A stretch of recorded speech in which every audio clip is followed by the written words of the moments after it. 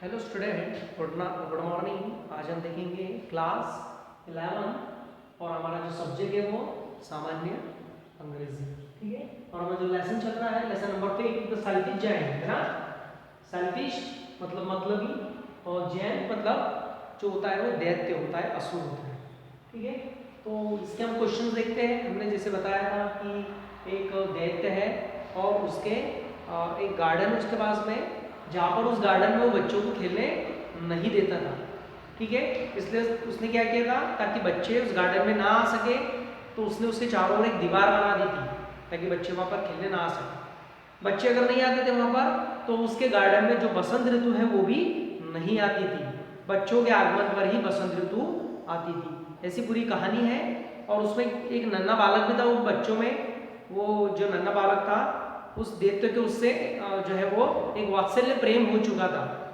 ठीक है, तो देखते हैं हम इसके अगले क्वेश्चन। क्वेश्चन नंबर है हमारे पास में next, why is the giant in the story called selfish. ये जो स्टोरी है इसमें जो दैत्य है उसको सेल्फिश कहा गया है, मतलब ही कहा गया है, क्यों? The giant is called selfish because he wanted to hold garden to himself. मतलब ये जो स्टोरी है इसमें जो दैत्य है उसको मतलब ही कहा गया है क्योंकि वो क्या चाहता था, वो सारे गार्डन को खुद का चाहता था, खुद का बता रहा था कि वो पूरा गार्डन केवल मेरा है और केवल मेरा। He did not allow the children to play in it। और वो बिल्कुल भी अलाउ नहीं कर रहा था कि बच्चे वहां खेले, वो बच्चों को वहां पर खेलने नहीं देना चाहता था। He even built a high wall।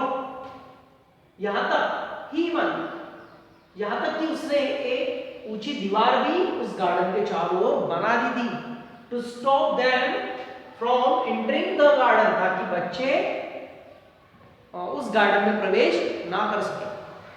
ठीक है, नेक्स्ट क्वेश्चन देखते हैं हम।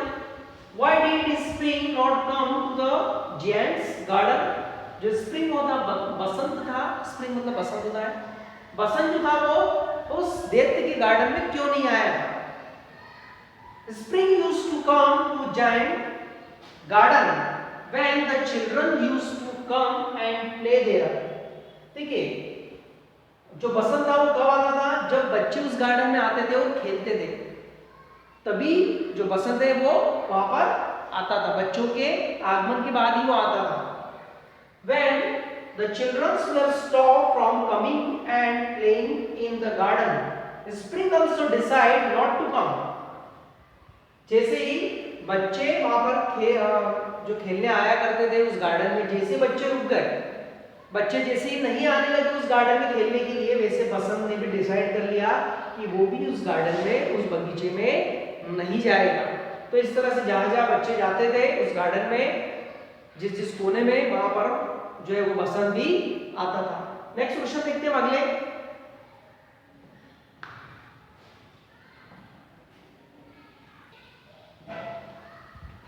चलिए अगला क्वेश्चन है, the giant saw most wonderful sight, describe what he saw।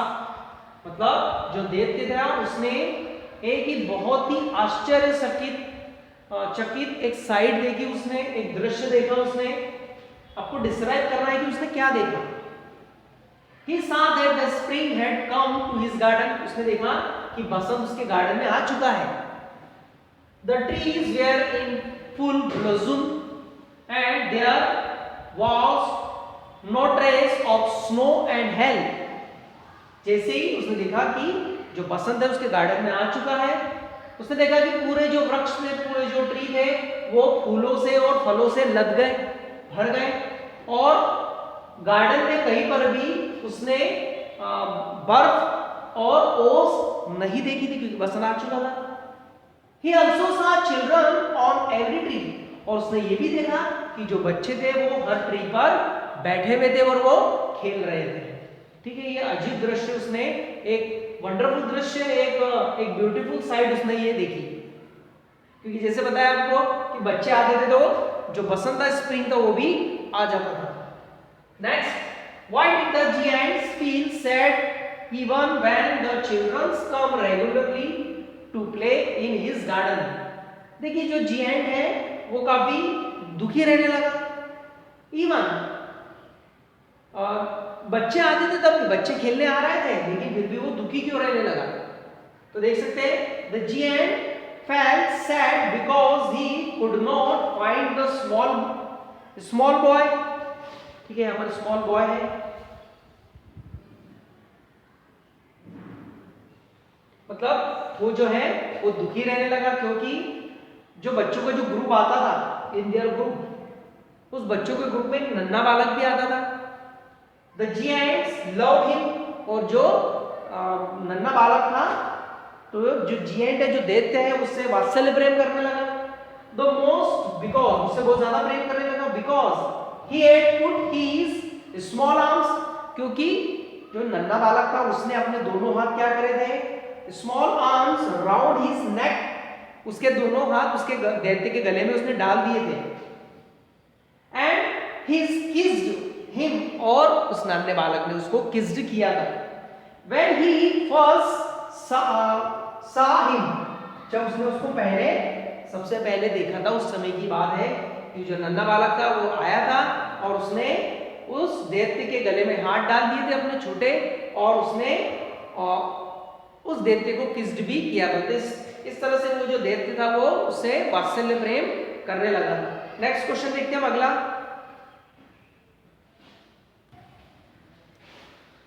चलो अगला क्वेश्चन है, who was the little boy, है ना, वो छोटा नन्हा बालक कौन था जो ग्रुप में आता था उन बच्चों के साथ में? Where did he take the giant guy, और वो जो नन्हा बालक था उस दैत्य को कहां ले जाना चाहता था, वो, है ना, क्यों ले जाना चाहता था और क्यों? तो देख सकते हैं the little boy was Jesus Christ, जो नन्हा बालक था वो क्या था, भगवान जीसस थे। वो himself, खुद ही जो नन्हा बालक था वो खुद ही भगवान जीसस थे। He took the giant to his garden, और वो उनको लेकर जाने लगा, उस दैत्य को, to his garden, उसके जो बगीचा है, उसका बगीचा है, वहां पर उसको ले जाने लगा। The paradise, जो कि एक स्वर्ग था, ठीक है, जो कि एक स्वर्ग था। He took the giant with him because, अब वो उस नन्हे बालक, जो नन्हा बालक था, उस जो दैत्य उसको अपने साथ ले जाने लगा। Because the giant had changed, क्योंकि जो दैत्य था वो पूरी तरह से बदल चुका था, completely changed, completely मतलब पूरी तरह से बदलना। He wasn't selfish anymore, अब वो selfish नहीं रहा था, अब वो मतलबी नहीं रहा था। And had started loving children, और उसने शुरू कर दिया था बच्चों से वात्सल्य प्रेम करना, उसने शुरू कर दिया था। एंड प्लेइंग विद देम, और वो बच्चों के साथ खेलता भी था। तो भगवान, देखिए जो छोटा बालक था वो भगवान के रूप में भगवान जीसस थे, और वो खुद उसके पास में आए थे उस गार्डन में खेलने के लिए, और जो दैत्य था वो पूरी तरह से बदल गया था, अब वो मतलब ही नहीं था, बच्चों से वो प्रेम भी करता था और बच्चों के साथ खेलता भी था। ठीक है, तो ये सब बातें जो थी, ये बातें जीसस को पसंद थी, और इसीलिए वो भी एक नन्हा बालक बन के आए और उस दैत्य को अपने साथ लेकर जाने लगे स्वर्ग में, है ना, ताकि वो भी उसे अपना गार्डन दिखा सके। ठीक है, आपके जो भी 4-5 क्वेश्चन थे ये आपको हमने एक्सप्लेन कर दिए हैं। अगले जो भी क्वेश्चंस होंगे वो आपको अगले वीडियो में सेंड कर दिए जाएंगे। Thank you for watching.